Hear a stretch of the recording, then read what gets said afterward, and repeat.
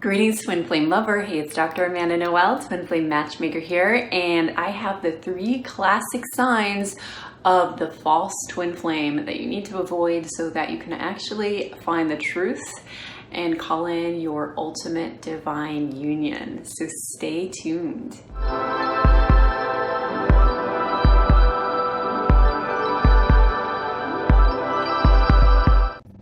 So have you fallen in love with someone or aligned with this person where there's intense chemistry, a soul connection, and you want to move forward, but there are things happening that maybe they're big red flags, or you're just feeling a gut feeling like you need to slow down, or maybe this person isn't showing up for you. Maybe you think that they're actually a twin flame or a twin flame runner, and they are maybe the real deal and they're just in that running phase, or maybe they're a twin flame counterfeit who's running away from you for a good reason. That is a mirror of your soul saying, stay away from this person. This person should be running from you to save you some trouble. So I'm going to help you with these 3 classic telltale signs that I wish I knew about years ago when I went through my twin flame counterfeit harrowing situation where I lost my mind pretty much.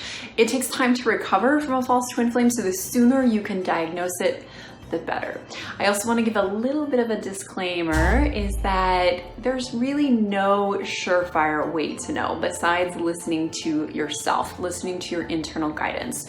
As a twin flame matchmaker and coach, I guide women in these really difficult situations where they've got all the signs of the twin flame, and then they have a couple of, maybe it's a twin flame counterfeit sign, and it really takes a lot of sensitivity. So I want to let you know that no matter what, no matter how great the expert is, it can take time and it can take gentle healing and patience. So here are the 3 telltale signs that someone is a false twin flame. The first sign is that the relationship only works when one of the partners, probably you, is not in her or his power.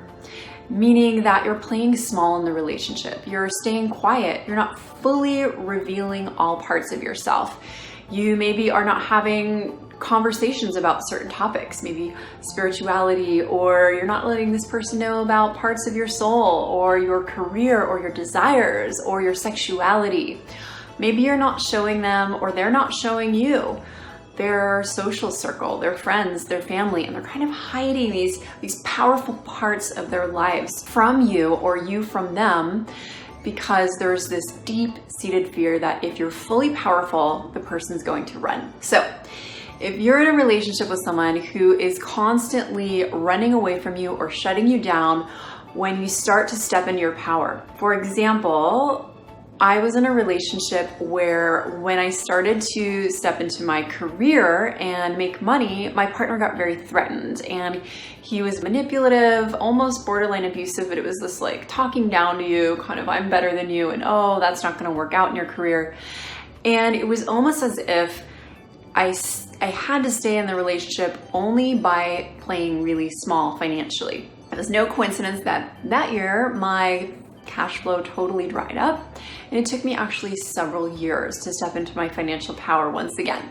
So this type of relationship is an abusive one. It is not a twin flame union where each partner lifts the other partner up, where you're looking at your stuff and you are true healers, healing each other and healing the planet through your love.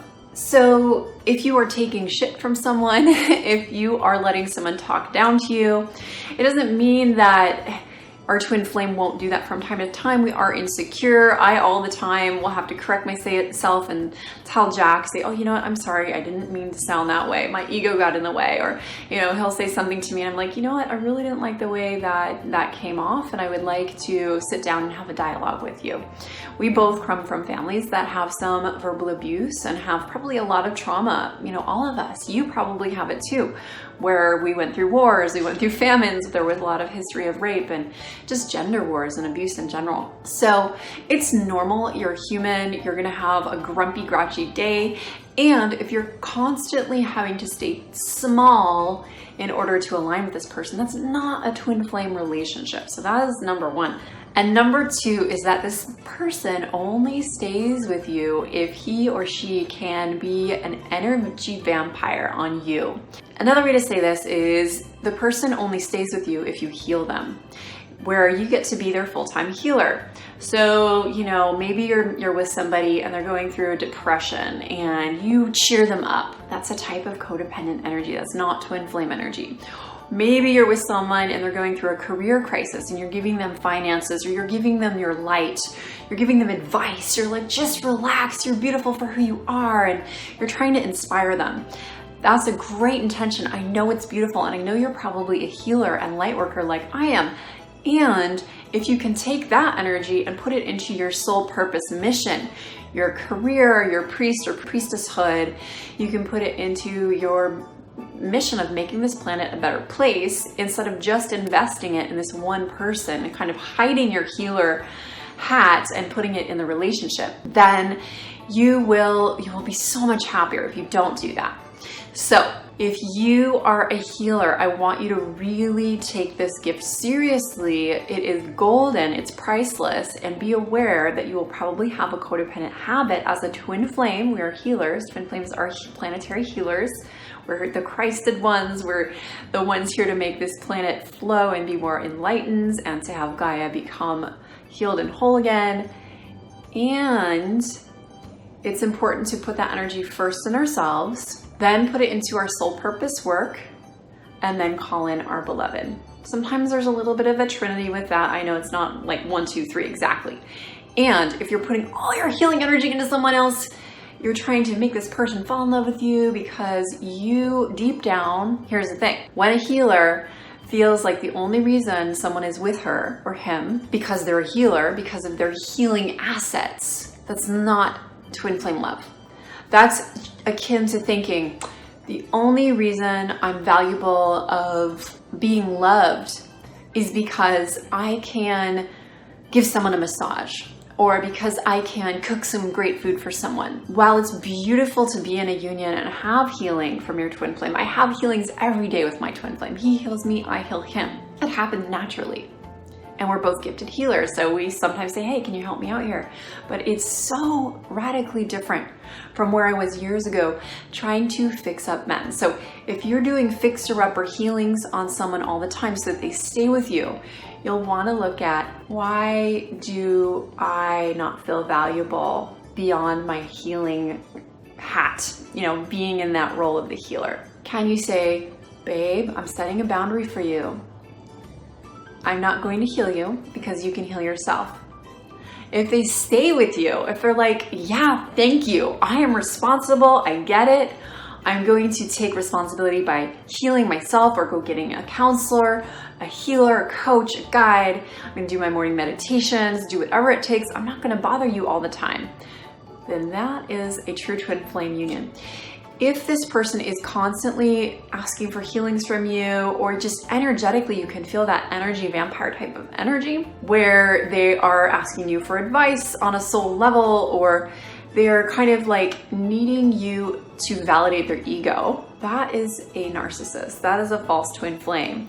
And that's someone you'll really want to stay away from. And when you cut this energy out of your life, when you're not addicted to healing these types of people, and you instead heal yourself and put your focus on your soul purpose work, you'll call in a true twin flame who actually is at your level of healing. You are priest and priestess together, king and queen together, versus being a queen or a king with your little prince, princess, love child. I mean, it's very endearing. I know I've fallen in love with men that were fixer-uppers, and it was really fun. I got to actually grow a lot as a healer. They were great. But what I wish I'd done is charged for all of my services. I didn't charge for those services, and guess what? Coincidentally, those years, I barely made any money because I was investing all of my healing gifts. So I'm so grateful for having learned the lesson. I hope you do too, that love is love, love is not healing. Someone will love you for who you are, not for how you heal them or what you give them in terms of improving their soul's growth, reducing their depression or anxiety or pain. They will love you for you unconditionally. And I want to give you a classic example before we move to the third sign, is a guy who treats a woman like really well at the beginning, and then the relationship develops, and then he starts treating her like an energetic doormat. Like he just takes and takes and takes, and she's really in love, so she doesn't notice that he's not actually fully in love with her and respecting her. He stops responding to her texts, or he starts giving less and less. And then one day she finds out he's with another woman, and she's like, what? We were in love. Oh my God, what happened? And then she's convinced that she has to get him back, and she's going to heal him even more. And she's going to like do all this prayer, and she's going to go to a twin flame psychic and figure out what happened. I did this myself, no judgment. And that is a narcissist. That is someone who, if he treated you like a doormat and then he went with another woman, that's often what happens, right? Is you give, and then he's with someone else, and you go, how do I get him back? He's my twin flame. You can't know if that's your twin flame because you did not set healthy boundaries. And if he chose someone else after you gave, it means that it was a sign that you need to learn how to ask for what you want, because that's your mirror. You're overgiving. So why are you overgiving? Again, it's because we don't feel good enough. So working on that, I don't feel good enough. You know, I have to be addicted to healing. Maybe you were a child of two parents, or a single mom or dad who was addicted or had a lot of pain, and you were just psychically giving them that love. So don't let yourself be an energy doormat and then let them go cheat on you or go off to someone else and say, they're my most incredible twin flame. I love and adore them. I'm willing to do whatever it takes. Sister, that's low self-esteem. And that is something you want to just look in the eye and really deal with it now, because you can have an incredible relationship once you up-level your self-esteem and knock out those demons.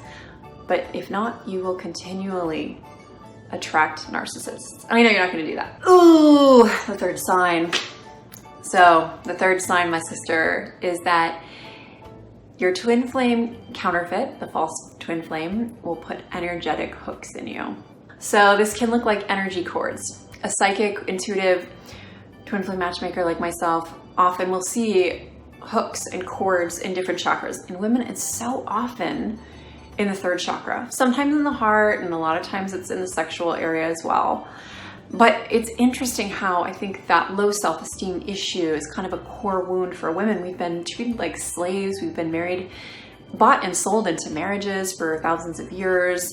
The patriarchal rule has really taken away a lot of our memory of what it's like to feel like we can be powerful, and we truly can. Yet so many women let this third chakra wound open to a cord. So classic thing is a woman won't feel good enough, and she'll fall in love and finally feel like whole. Like she has this like hole right here. This is the third chakra it's pointing to.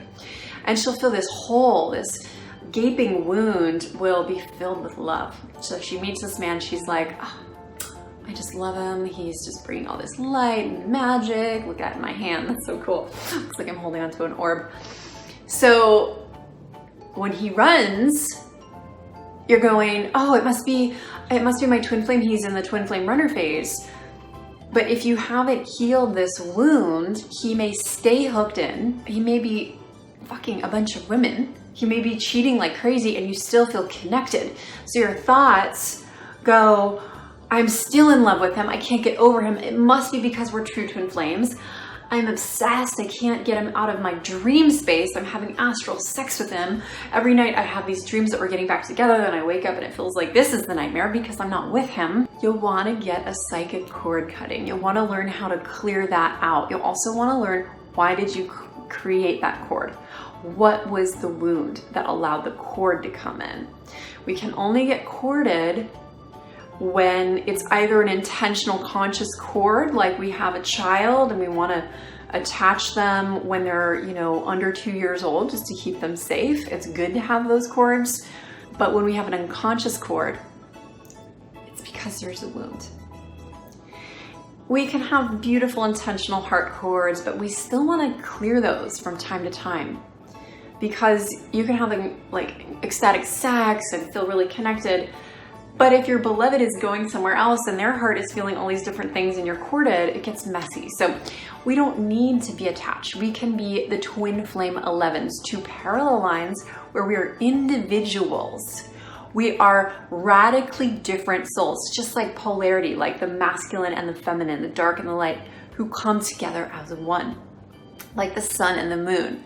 So clearing out the cords will help you to know if this person's your twin flame or not. Counterintuitive, I know. It's like, why would I want to clear Charlie out? I love him so much. Girl, cut that shit. Get a cord cutting.